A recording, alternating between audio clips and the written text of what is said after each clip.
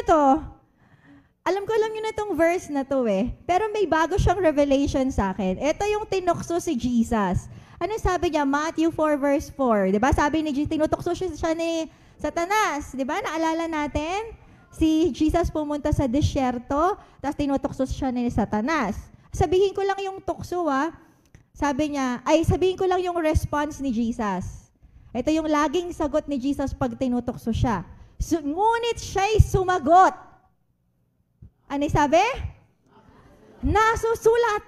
Ano ibig sabihin nasusulat? Sabi sa Bible. Sabi sa Word of God. Diba? Hindi sa tinapay lamang mabubuhay ang tao, kundi sa bawat salitang lumalabas sa bibig ng Diyos. Anong sinabi nung kaaway? Verse 5, ano sabi? Pagkatapos, ano nangyari doon? Wala siyang nagawa. Napansin niyo yun? Okay. Okay, sige.